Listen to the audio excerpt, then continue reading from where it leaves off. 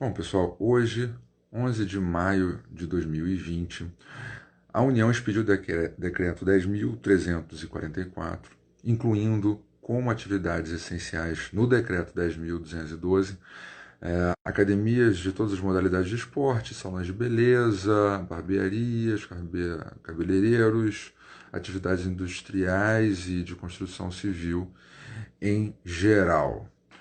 Bom, o que isso significa com relação à legislação dos estados e municípios relativamente a esses pontos que podem constar também desses decretos municipais e estaduais?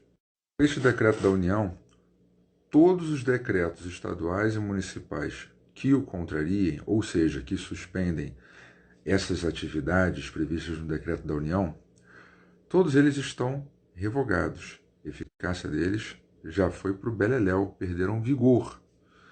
E eu vou explicar para vocês direitinho por que isso acontece, né? E decretos posteriores não têm valor nenhum, eles são ilegais. Vamos lá. Por quê?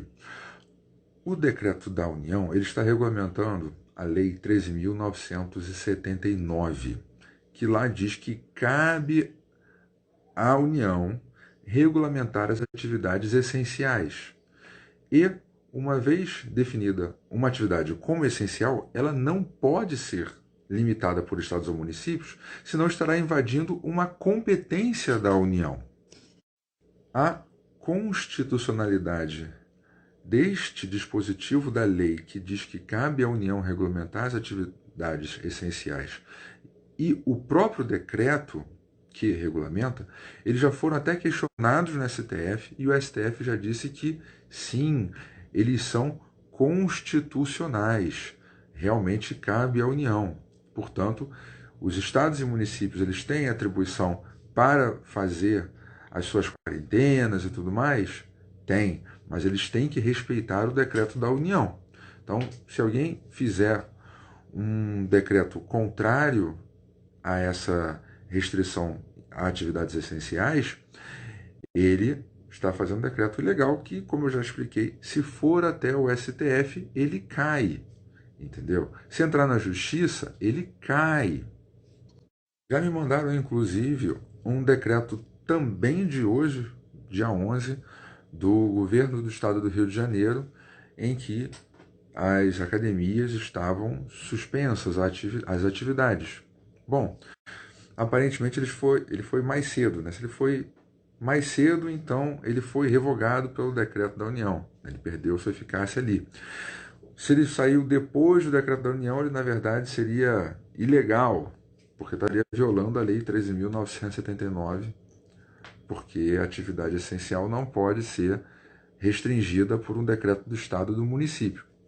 Tanto faz, né? Isso aí já está óbvio que a atividade, as atividades que eu falei estão plenamente liberadas, obedecidas às determinações do Ministério da Saúde, que, pelo menos na data de hoje, ainda não existem. O ministro da Saúde, hoje, questionado sobre esse decreto, falou que nem estava sabendo que isso era uma decisão do Ministério da Economia. Portanto, uma regulamentação específica para essas atividades que agora foram consideradas essenciais ainda não existe.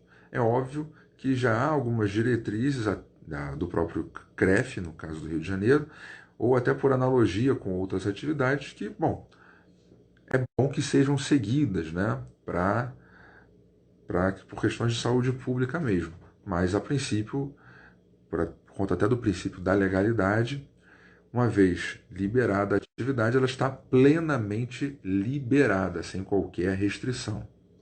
Me perguntaram, tá, mas e se o prefeito decretar lockdown na cidade? Como é que fica a aplicação do decreto da União? Bom, a não ser que no mesmo ato em que o prefeito decretar o lockdown, ele decretar também a independência do município, né, do resto do Brasil, né, ele continua sendo obrigado a seguir as leis, a Constituição e a jurisprudência do próprio STF.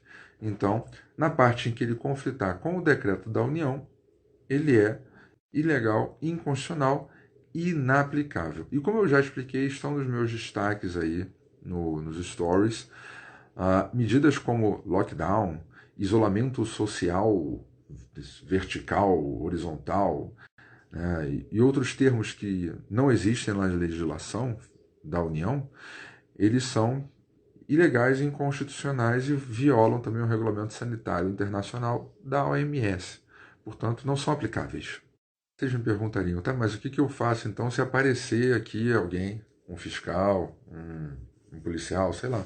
Bom, você pega o decreto, que eu já falei o número, 10.344, publicação da União, mostra para a pessoa e fala, olha, esse decreto é do dia 11, né, ele está em vigor, acabou de sair o decreto, inclusive, e, obviamente, as regulamentações estaduais e municipais não estão valendo, né? Se ainda assim a pessoa insistir que algo que não quer cumprir o decreto, bom, aí o que resta é, dependendo da situação, entrar com habeas corpus ou mandado de segurança. Eu, inclusive, pedi pegar, e no caso do habeas corpus, qualquer um pode entrar, sem advogado, sem custas, nem nada, né?